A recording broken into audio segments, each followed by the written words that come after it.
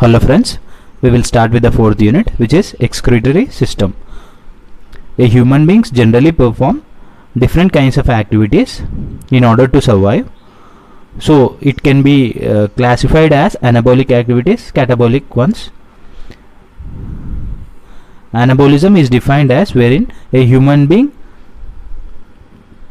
tries to build up his body material, such as tries to build up his muscle and mass, whereas catabolism is breaking down of the molecules into smaller ones, which is basically done in the intestines, wherein a human being breaks down the food molecules into smaller food molecules. Even this kind of an activity requires energy, right?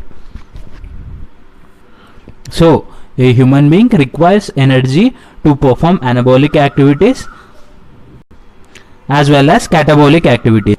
Both the anabolism and catabolism can be termed as metabolic activities. So while performing these activities, generally the waste is being generated in human body. These waste need to be continuously collected and thrown out of the human body in order to be healthy. So in human beings there are various systems through which the waste are generally being expelled out of the body. Some of the excretory systems we will discuss now. So friends, look at the table here. So first one is the lungs. Lungs helps in removing the carbon dioxide. We have studied that during the process of respiration, the carbon dioxide is also released out of the human body with the help of the lungs. So lungs help in removing the carbon dioxide from human body. Second one is skin. Human skin, with the help of sweat glands, try to remove the excess water and certain salts in the form of waste. The third one is large intestines. Large intestines, generally the undigested food material will be thrown out of the large intestines through the anus, which is feces. About the kidney we will discuss in the next video. So generally the kidney is the major excretory organ of the human being. So in your syllabus we will be going through the kidney as an excretory system in detail, not any other excretory organs. So our basic the unit mostly deals with kidney. Hello friends, so we will start with the topic excretory system. In the previous video we have discussed that various kinds of excretory organs, which are liver, lungs, skin and the intestines. So these four are basically accessory excretory organs, but the main excretory organ is excretory system is the kidneys. From the first two units we know that the glucose is in the blood and the cellular respiration takes place in the blood with the help of oxygen. So the basic activity in human beings is being done in the blood to a major proportion. So even the carbon dioxide is also being released in the blood. So this carbon dioxide is thrown out of the human body with the help of lungs. So there are other wastes also which are being produced in the blood. So these wastes has to be removed from the human body, and these wastes are removed with the help of the kidneys. I guess you got a basic idea about what the kidneys do. So moving into the topic, human beings generally have two pair of kidneys. You can find the two pairs of kidneys, and these kidneys are situated in the abdominal cavity, which is near the stomach area, and the right kidney is bit lower than the left kidney. It is a bit lower than the left kidney, right? Because of the presence of liver over here. Liver will be placed here, so the right kidney is a bit lower than the left kidney. The kidneys are generally reddish brown in color. Generally the length of the kidney, this is the length of the kidney is around 10 centimeters, and the width of the kidney is around 5 to 6 centimeters. And kidney has a sharp opening over here, sharp opening wherein the renal artery, renal vein and the ureter begins. This sharp opening is known as fissure.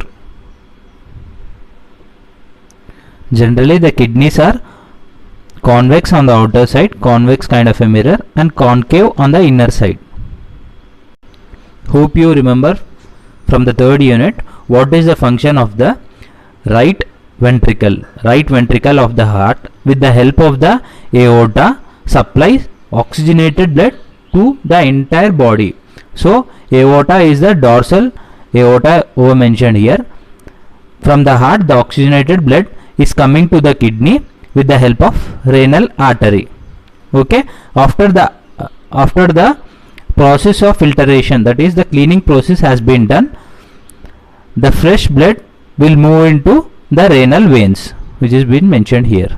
So generally the heart sends the blood with impurities and oxygen to the kidneys with the help of renal arteries, and once the blood is being cleaned, the processed cleaned blood would be sent out of the kidneys, and which is also deoxygenated with the help of the renal vein. After the cleaning process has been occurred, there is a third opening over here, which is a tube kind of a structure, which is known as ureter. Ureter generally collects the toxins which have been purified by the kidneys, as well as some water. The kidneys have two ureters, left ureter and right ureter, and both these ureters joins to the bladder. Bladder is the place wherein urine has been stored, and from the bladder, with the help of the urethra, the waste has been thrown out of the human body. So in short, kidneys, we have a pair of kidneys, a pair of ureters, and a bladder and urethra, from which the urine has been thrown out of the human body. And with the help of the renal artery, the oxygenated blood with impurities is being supplied to the kidneys, and the kidney do the filtration, take out the impurities, and sends out the fresh blood which is being deoxygenated with the help of the renal vein. Hello friends, so we will continue with the topic excretory system. In this video we will study about the internal structure of kidneys. So look at the internal structure of kidneys. This region is known as the cortex, which is been mentioned here. Cortex is generally dark in color. The other region is medulla, which is a bit inside, which is generally lighter in color. In the last video we have studied about the renal artery, right, which brings the blood with impurities and oxygen in it. This is renal artery, and this one is renal vein. Renal vein is the exit from the, is a vein which collects the blood which has been purified and which is deoxygenated from the kidneys. And there is also one opening to the kidneys, which is ureter, through which the water and the impurities is being sent to the bladder. We have studied about these three things. This is a sharp opening here, so this is known as fissure. So pelvis, this is pelvis. Pelvis is a region wherein the urine is being collected along with the toxic material. So the place wherein actual filtration of the blood occurs is nephron. Nephron is the place where the blood is being purified, and after purification the pure blood would be sent out of the kidneys with the help of the renal vein. So we will discuss about the nephron in the next video. One more thing friends, the major part of the unit is about the nephron only. So you will study only about the nephron in detail with respect to kidneys. Hello friends, so we will continue with the topic excretory system. In the previous classes we have studied about the excretory system as well as the structure of the kidney. Once again we will revise it. So hope you know this is the left and the right kidney. Leave about all those things. We will focus on this part. So renal artery is where is coming from the heart, and it is connected to the kidneys, and it is getting the blood with impurities as well as oxygen in it. Whereas the renal vein, after the purification has been done by the kidneys, renal vein sends out the pure blood along which is deoxygenated. And one more tube is being present here, which is the ureter, which is connecting the kidneys and the bladder. So with the help of the ureter, toxic material, salts and water is being collected into the bladder, which is generally urine. In the previous class we have studied about the nephrons being the important area where the filtration of the blood happens. Nephrons are generally 1.3 to 1.8 million numbers in human beings. So we have so many nephrons in the kidneys which purifies the blood. After purification, the toxic material which is being collected in the pelvis region would be connected to the ureter and will be sent to the bladder. Before getting into the structure of the nephron, we will look into some of the toxic material which are being produced in the process of excretion. So friends, look at the table. Ammonia, urea and uric acid are the major toxic material which are produced in the excretion process. Among these three, ammonia is the most toxic material, which is the highest with respect to its toxic content.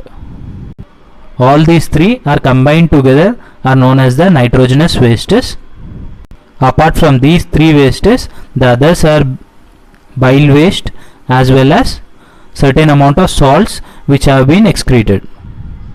In the next video we will discuss about the nephron structure. Hello friends, we will start with the structure of nephron. So the diagram is about the structure of nephron. We have studied in the previous class that in a human body there are around 1.3 to 1.8 million number of nephrons which basically function to purify the blood. So how does the process go on? Before discussing about it, just have a look at what are the different parts of nephron and the role these parts play in purifying the blood. This is a Bowman capsule which is generally cup in shape, you can observe that, and this is glomerulus. Glomerulus are basically small nerves which are being together, and the glomerulus and Bowman capsule is known as Malpighian body. So a nephron is made up of two parts. One is Malpighian body, which is this part which combines together Bowman's capsule and glomerulus. The second part is starting from here up till here. This is known as renal tubule. One is Malpighian body, the other one is renal tubule. Renal tubule start with first convoluted tubule over here, which is first convoluted tubule, to collecting duct, which is here. So friends, there are two colors in this diagram. One is the yellow one, the other one is the red one. The red one are the nerves which are capillary network, and the yellow one is forms into a collecting duct, and collecting duct will join the pelvis, and then to the from pelvis it joins to the ureter and to the bladder. So hope you understand that these red ones are carrying the blood and these yellow ones are carrying the urine in it. So the red ones must deliver the toxic substances to the. Hello friends, so we will continue with the topic. This is the structure of the nephron, and there are two colors in this. The red ones are the capillary networks. Capillaries are the thinnest nerves in the human body, and the yellow one is collecting urine filled with toxins and salts, and it is sent to the ureter and then to the bladder. Okay, we'll start with the afferent arteriole. Afferent arteriole is from the renal artery.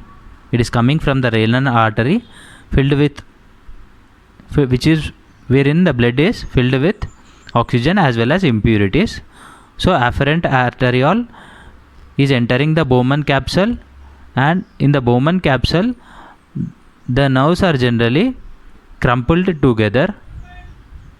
So these are known as glomerulus, and the second part is the efferent arteriole. Fine, this is, you can observe here, in the Bowman's capsule the afferent arteriole is entering and it is exiting with the help of efferent arteriole. These are the nerves which have blood in it. Okay, the nephron is generally very much easy to understand, but you must know what is the role of each and every part to have a clear understanding. As I have said, Bowman's capsule consists of glomerulus, as glomerulus and Bowman's capsule combined together is known as Malpighian body. Fine, the next part is the renal tubule, which starts from the first convoluted tubule until the collecting duct. So we are at the afferent arteriole. Generally the nerve at the afferent arteriole, you can observe here, is generally thick, whereas the efferent arteriole is thin.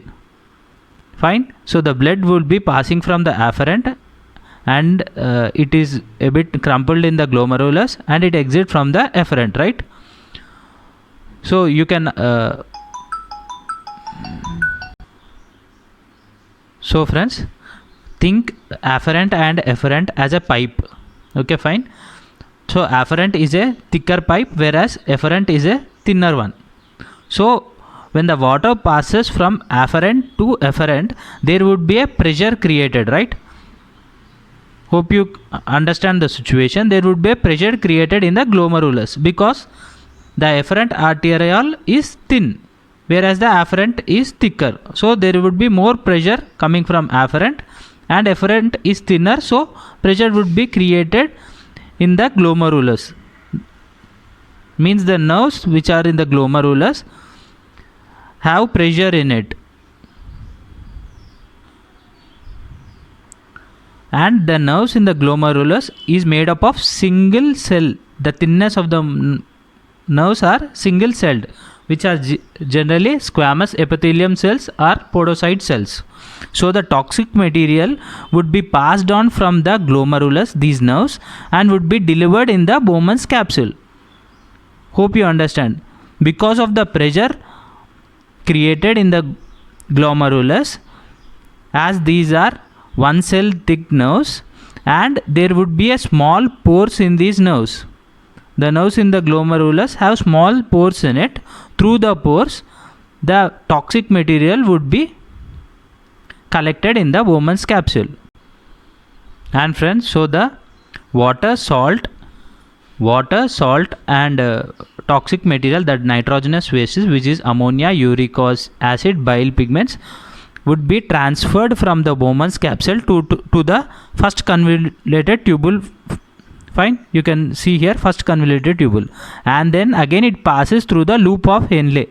This is loop of Henle, which is U in shape, and this is loop of Henle, which is U shaped, and it passes through the second convoluted tubule and it reaches the collecting duct, and the collecting duct will gather to the pelvis. From the pelvis it joins the ureter, from the ureter to the bladder.